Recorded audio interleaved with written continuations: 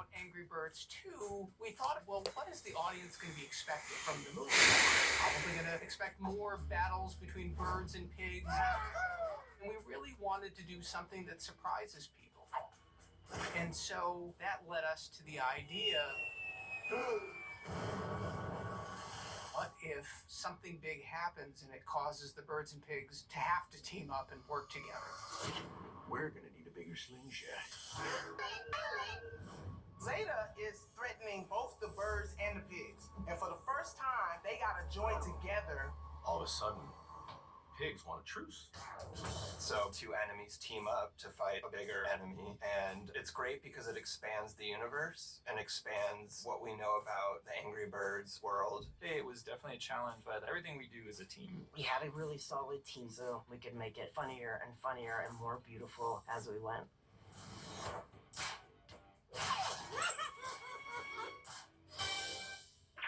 Without fail, I think pretty much everybody came back.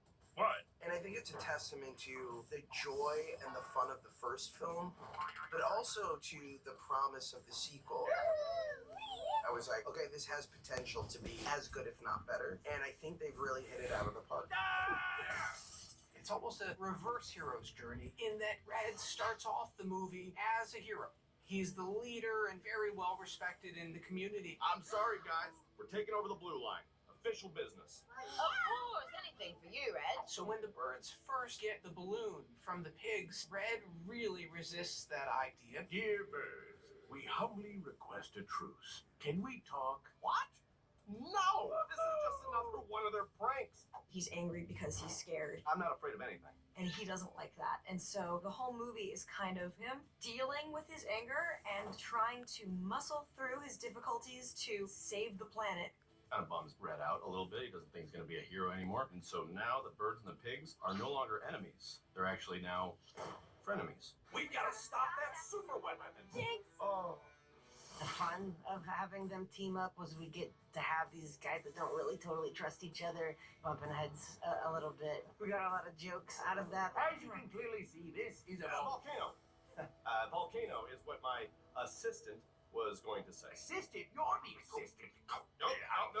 The last question that we asked ourselves was, well, who's the new villain? So we looked to the DNA of our own world, and we said, well, what about this world is different than everything else? And we had Mighty Eagle, and he's actually the only bird in this world that's able to fly. Well, where did Mighty Eagle come from? We learned there's actually a third island called, wait for it, Eagle Island. Eagle Island! Eagle Island is this rugged, frozen tundra, which is the exact opposite of what Bird and Pig Island are. So the tropical islands of Bird and Pig Islands, we used really warm palettes, lots of greens and cyan-colored water, where on Eagle Island, it's very stark and there's a lot of blues and whites. It was definitely a challenge on the film because snow responds so significantly to the different light sources, like colors and positions of lights. And so I think a lot of time was spent on that. We really wanted to accentuate the coldness. Oh, that looks cold. This helps make Zeta's motive clear. We even wanted to accentuate that by designing her lair. So she's carved out palm trees out of ice, tiki bar out of ice, a swimming pool out of ice, but still at the end of the day it's cold. My limbs are beginning to numb. Zeta is in charge of Eagle Island, and she's so sick and tired of how cold her island is. So she has, let's just say, a weapon that launches huge ice boulders, and she's planning to conquer the other islands. I'm done. I'm done living on this frozen, sill-infested iceberg of an island. Fire another ice ball! The ice volcano was a blast to design. From the exterior, we wanted it to look like a natural, icy volcano. But they all have the same look, so we wanted to make it our own thing and kind of slanted everything like the tectonic plates kind of pushed it sideways. From the interior, we wanted to be this whimsical and beautiful super weapon. We wanted to make something that was kid-friendly, yet still intimidating. And we looked at a lot of marble machines and gumball machines and roller coasters. So at the very top is where the ice balls are made, and then they're injected with this hot lava, and then they roll down this ice luge where they're shot out of this cannon type thing. It was always a question, like, how is the ice containing this hot lava? That's not Possible? But the logic sometimes is thrown out the window with comedy. You just gotta get a polyacrylamide to enhance the nanoparticle and surfactant association between the two materials. Okay. And we also had to come up with a whole new group of birds for the Eagle Island and populate that place, which was very challenging in itself. We ended up coming up with a pretty clever system. We probably made about 10, but by mixing and matching them, you could just have unlimited variations. My favorite character is the seal because he's cute and he's furry and he's a rascal. Don't. You bet not wink at me. Don't you wink at me.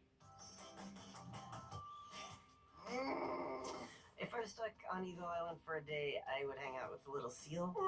I would convert the lava into a heating system, and I'd bring those cool yellow puffy jackets.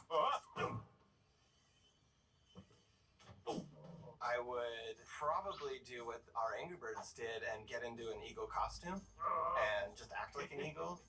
Woohoo! We got this! We must look amazing!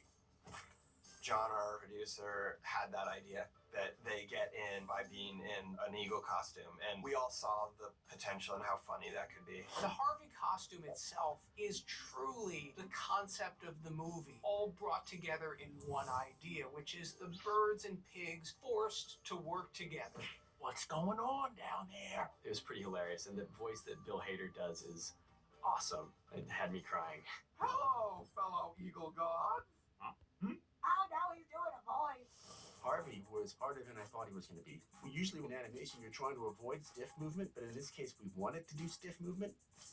It's hard to get animators, especially terrific animators like the ones we have that worked on our movie, to not animate well. You want Harvey to look like a bad costume, kind of like a mascot for a football team or something. We kind of build this moment where Harvey does a dance past a guard who we think is going to bust him, and we kind of wanted to revisit that character and take that little story a step further. We're in! I want to see. Hold on!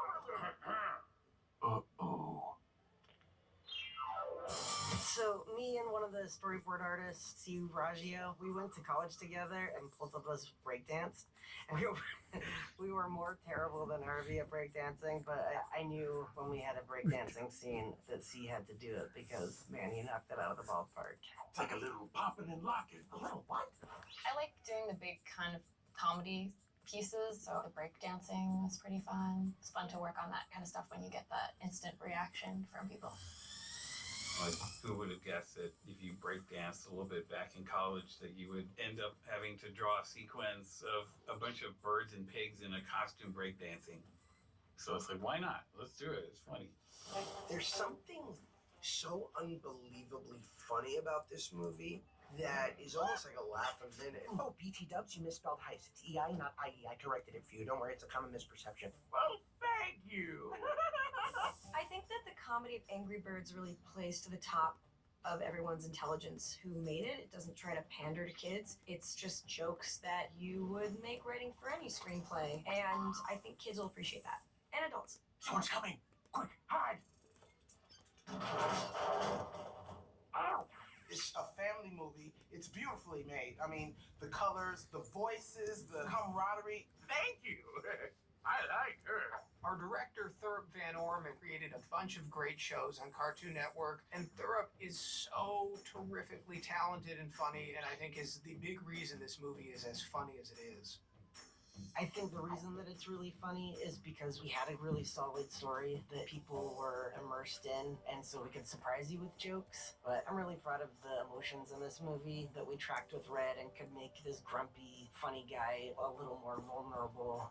What I love about Red is the fact that he changes from the beginning movie to the end of the movie. The themes of working together and trying to empathize with your fellow man, or bird, I think are important. Red learns he is much more productive, and he gets further, as we all do, if we just learn to get along and we work together as a team. A